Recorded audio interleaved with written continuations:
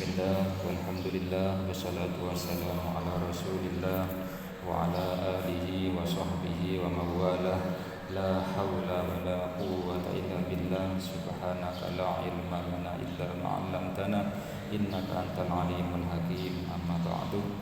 Sing kula muliaken para alim ulama, para kiai, para penyai, para asatid, para bapak ibu, para sesepuh sepuh yang dirahmati oleh Allah.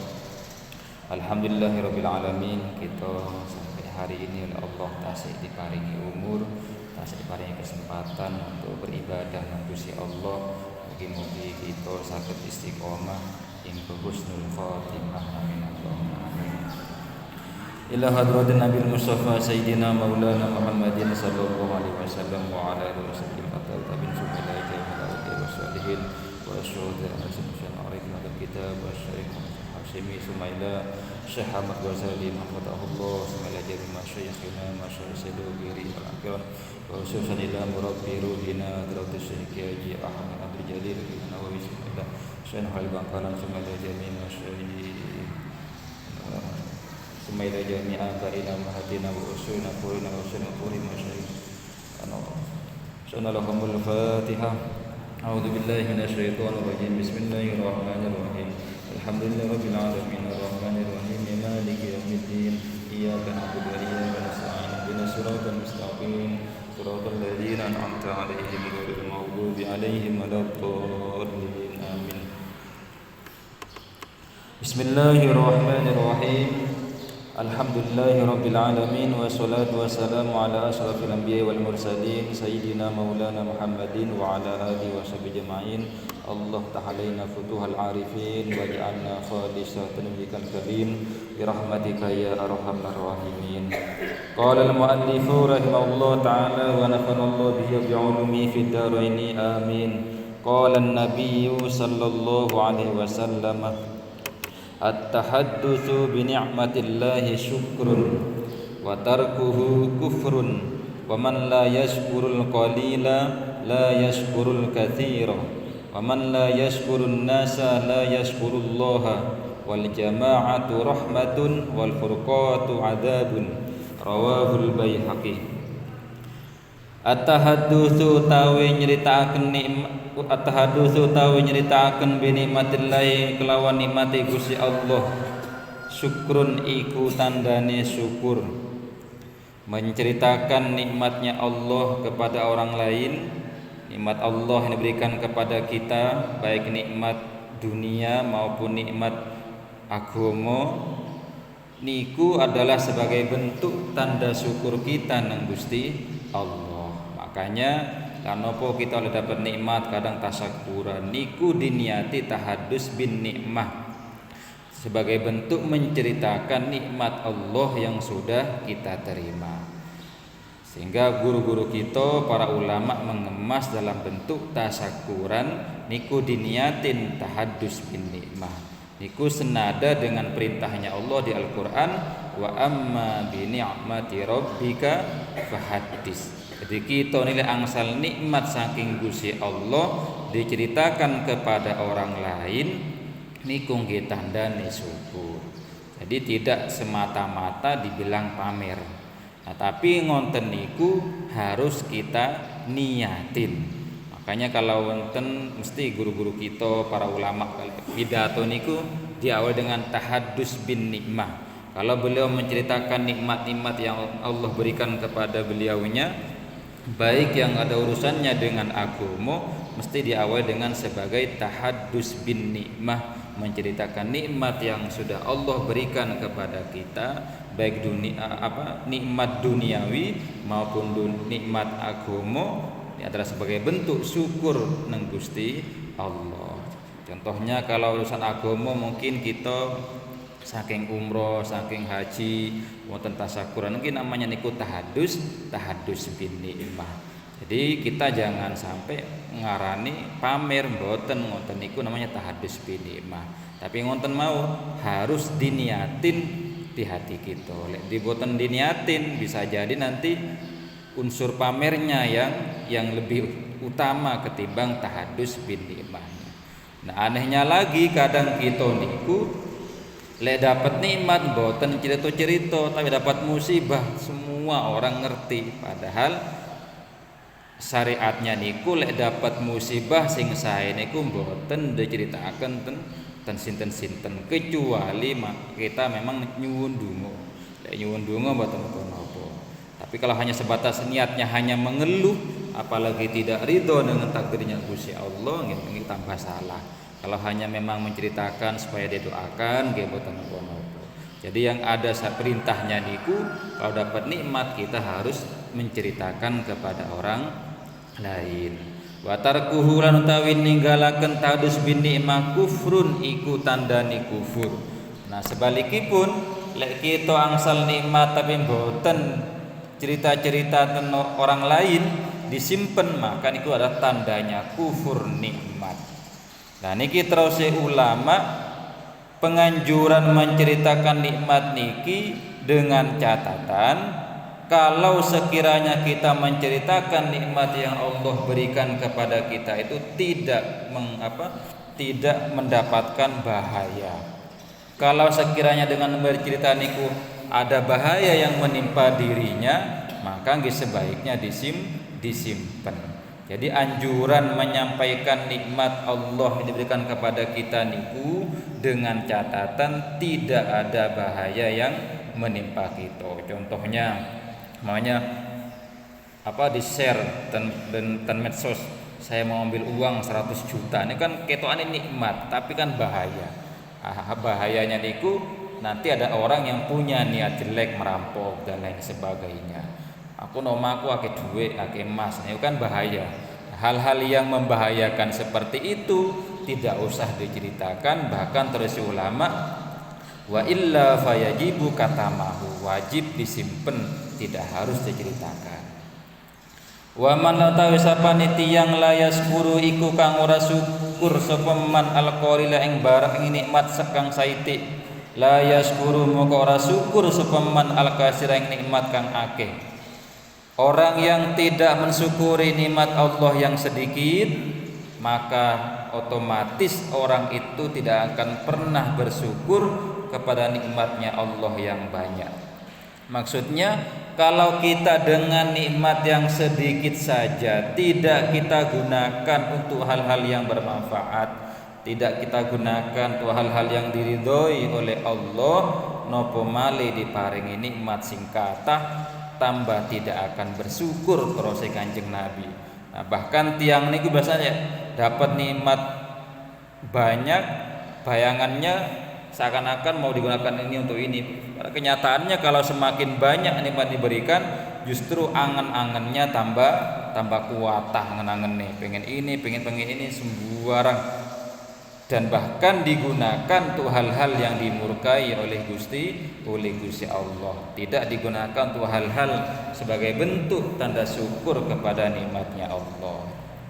Dan yang perlu kita ketahui di sini, mensyukuri nikmatnya Allah niku mboten cukup dengan mengucapkan alhamdulillah. Karena kalau andai tuntutannya hanya alhamdulillah, kita tidak akan mampu mengucapkan alhamdulillah nih. Bayangkan setiap detik kita mendapatkan nikmat dari Allah, jantung kita niku setiap detik berdetak. Andai 1 menit Allah stop, maka kita sudah tidak akan bisa ngapa-ngapain. Tapi pernahkah kita mengucapkan setiap saat alhamdulillah, nyukurin detak jantung kita? Kan boten kiat, gak mampu. Nah karena niku diantara bentuk mensyukuri nikmatnya Allah, kita gunakan untuk hal-hal yang bermanfaat, untuk hal-hal yang diridhoi oleh Gusti Allah. Mulai dari anggota tubuh kita, ini semua kita gunakan untuk hal kebaikan. Mata untuk membaca Al-Quran, kaki untuk melangkah ke masjid, tangan untuk membantu orang lain. Nah, semua yang Allah berikan kepada kita niki hanya dalam rangka bentuk beribadah nang Gusti Allah, tidak ada yang lain.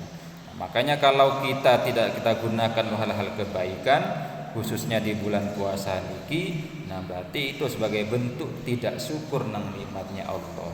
Nah, terus ulama bulan puasa niki menjadi ukuran kita dalam setahunnya.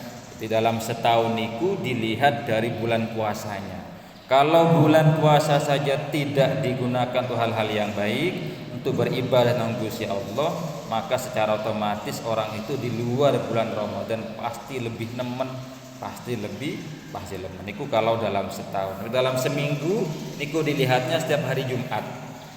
Karena Jumat adalah Sayyidul Ayyam, kalau kita hari Jumat itu kita gunakan sebaik mungkin untuk ibadah, insya Allah dalam satu minggunya niku ibadah kita akan lebih maksimal. Niku standar dalam mengukur apa yang kita lakukan. Nah, monggo nopo sing kita nikmat sing sedikit, nopo sing kita gadah sakniki mboten usah angen-angen klintune. Kadang-kadang memang mungso niku jane aku lek duwe ngenten iki tak gawe ngene-ngene. Tapi durung karuan. Nopo sing kita terima sakniki nggih niku sing kita manfaatkan untuk hal-hal yang baik.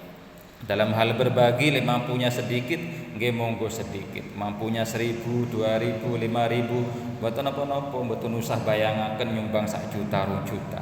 Karena semua niku memang setiap orang boten sami, dan Allah tidak melihat jumlahnya, tapi Allah melihat berapa persentase dari yang kita punya.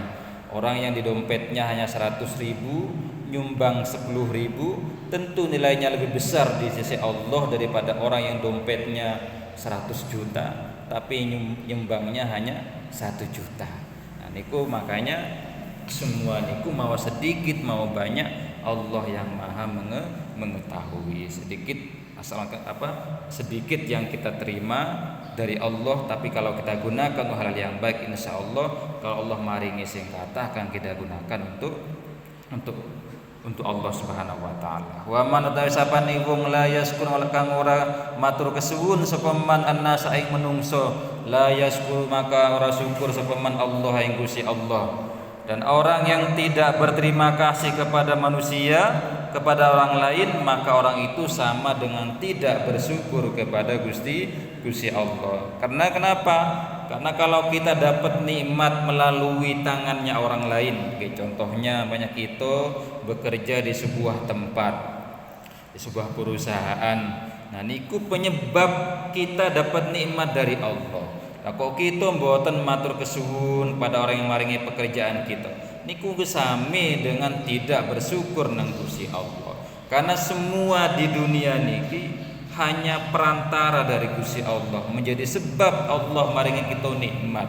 Nah, dilala kok kita mboten matur kasuwun ten tiyang sing menjadi sebab kita asal nikmat saking Gusti Allah niku, berarti terus Kanjeng Nabi la yaskurullaha, tiang niku nggih sami tidak bersyukur nang Gusti Allah.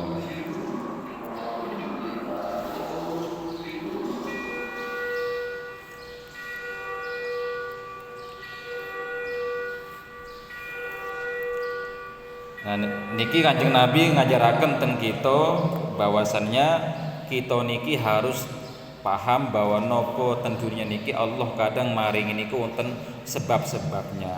Nah, nopo sing jadi sebab niku nggih harus kita syukuri. Karena itu semuanya tetap sambungnya nang Gusti Allah. Nah niki nggih sami noto atine nggih sami. Saat kita mengatakan terima kasih ten manusia ten tiang lintu niku, ten hati kita niku nyambungnya ten Gusti Allah. Wal jamaah trontawi jamaah rahmatun iku rahmat. Berjamaah, kaya salat jamaah atau persatuan dalam sebuah organisasi yang ada hubungannya dengan jamaatul muslimin niku adalah rahmat. Rahmat maksudnya apa? Mengandung sebuah kebaikan dan mengandung sebuah berkah. Makanya dulu kemerdekaan kita niki diawali dari sebuah persatuan. Kayak minimal diawali dari organisasi kecil, kita ten masjid niki nggih sing kompak, sing guyub khususnya dalam hal-hal kebaikan. Kalau kita sudah rukun, kompak bersatu, maka kebaikan dan berkah akan turun dari Gusti Allah. Nah niki diawali dari sholat jamaah. Sholat jamaah ini menjadi ukuran kita dalam hal-hal yang lain. Insya Allah kalau jamaah dalam sholat berjamaah kita kompak, maka dalam urusan sosial kita juga akan gampang ditoto. Dan terus Kanjeng Nabi, jamaah niku rahmat, mengandung kebaikan dan mengandung berkah. Wal furqatun tawi perpecahan adzabun iku adalah siksa. Sebalikipun kalau kita berpecah, bercerai-berai, maka di situ azabnya Allah dan murkanya Allah akan menimpa kita. Ini bisa menjadi pedoman kita dalam hal urusan agama, dalam urusan berbangsa, bermasyarakat, nopo maun Kanjeng Nabi, Gusti Allah semua niku memerintahkan pada kita untuk bersama berjamaah, untuk bersatu, untuk tidak pecah. Cocok mboten cocok, kalau niku masalah kebaikan kita harus manut, harus ikut. Kadang kita hanya karena gak sependapat, karena mboten cocok, gimana manusiawi nggih dalam hal nopo malih dalam urusan masyarakat. Kadang kita dalam keluarga saja itu masih ada yang ketidakcocokan. Tapi selama kita memegang perintahnya Rasulullah wa jama'anul rahmat dan berpisah adalah siksa, insyaallah kebaikannya lebih banyak. Orang bersatu niku kebaikan keberkahannya lebih banyak. Dan kalau kita sudah angsal keberkahan dari Gusti Allah, insyaallah urip kita niki ditoto oleh Gusti Allah. Rawahu ya tahun hadis sepal Baihaqi, Imam Al Baihaqi. Sampun niku mawon mugi-mugi manfaat. Kemudian sedikit untuk masalah puasa, singgung kayak wonten masalah fikih nggih. Niki yang khawatir rawan kita lampahi dalam yang batalkan puasa niku diantaranya adalah memasukkan sesuatu di samping makan dan minum nggih, memasukkan sesuatu ke rongga-rongga anggota tubuh selain mata kayak hidung, kemudian dubur sama kubul niku kemaluan buat kita BAB niku sama kemaluan depan. Artinya kalau kita urek-urek kuping niku hati-hati. Sebaiknya dihindari urek-urek kuping pada siang Ramadan. Apalagi kalau pakai cotton bud niku khawatir masuk ke dalam di batas luarnya sehingga niku membatalkan puasa. Tapi kalau pakai tangan insyaallah enggak sampai membatalkan puasa karena masih di luarnya. Tapi kalau pakai cotton bud niku bisa sampai tembus ke dalam telinga dan itu membatalkan puasa. Kemudian juga saat panjenengan mantun buang air besar niku kalau panjenengan cawi jangan memasukkan jari ke dalam dubur niku juga membatalkan puasa. Kemudian yang perempuan non sewu napa niku kalau cawi juga mantun buang air kecil niku jangan terlalu masuk ke dalamnya. Karena yang boleh masukkan tangan niku hanya yang kelihatan dari depan saat panjenengan jongkok. Nah, yang tidak kelihatan kok masuk sampai ke dalamnya niku bisa membatalkan puasa. Niki hal-hal yang rawan yang kadang nopo nggih mboten pati diperhatikan. Kita niki mikirnya hanya makan minum, padahal niku juga bisa membatalkan puasa yang kadang jarang menjadi perhatian kita. Termasuk masukkan obat ke telinga, masukkan obat lewat dubur itu nggih batalkan. Tapi kalau obat lewat mata, tetesan mata niku mboten batalaken. Sampun mboten mawon mugi manfaat dan berkah. Mboten setanglet masalah puasa. Nggih. Monggo.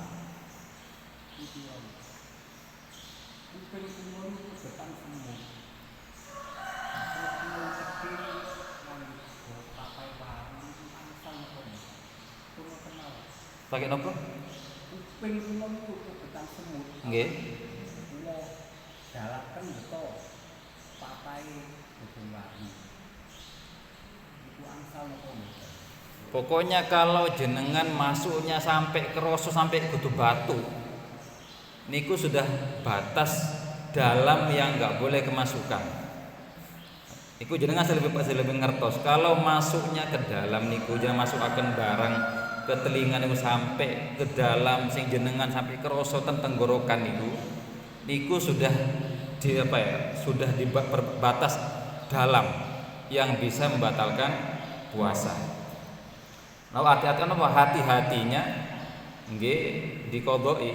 Tapi ngoten nggih yang harus kita ketahui, kalau kita membatalkan puasa Ramadan tanpa udzur niku boten angsal makan. Boten angsal makan tetap wajib menahan dari hal yang membatalkan puasa sampai berbuka. walaupun puasanya niku sudah batal, artinya harus diqadai. Kadang ada yang salah paham karena puasanya sudah batal, akhirnya dia makan, minum, saya kan nggak puasa, padahal boten. Kalau orang itu membatalkan puasa tanpa ada udzur, pancen disengaja seumpamanya, termasuknya terpaksa harus dikasih obat semuanya, ini tetap batal. Terpaksa asuhan semut, terpaksa harus dikasih obat, makanya kasihkan air minyak kayu putih, ini tetap konsekuensinya batal. Cuma walaupun batal, panjenengan buat nangsal makan minum, tetap harus sampai nunggu buka. Artinya hari itu harus benjing diqadai. Ngoten nggih. Jadi mboten terus batal terus makan minum mboten. Ngoten. Wonten malih nggih sampun mungkin yang paling penting nggih kita dalam ibadah napa mawon puasa, salat, zakat niku lek wonten sing kita ragu nggih tanglet sama-sama belajar. Mugi-mugi semuanya niku saged bimbing kita untuk melaksanakan ibadah dengan sampurna. Bisawab Al-Fatihah. Bismillahirrahmanirrahim. Maliki yaumiddin. Iyyaka na'budu wa iyyaka nasta'in. Shiratal ladzina an'amta 'alaihim ghairil maghdubi 'alaihim. Maulaya sholli wa sallim daiman abada ala habibika khairil khalqi kullihim huwal habibul ladzi turja syafa'atuhu likulli hawlin minal ahwali muqtahimi ya rabbi bil mustafa balligh maqasidana wa wafir lana ma madha ya wasi'al karami. Subhanakallah bihamdika asyhadu an la ilaha illa anta astaghfiruka wa atubu ilaik. Hadanallahu iyyakum wa lafa minkum. Assalamualaikum warahmatullahi wabarakatuh. Allahumma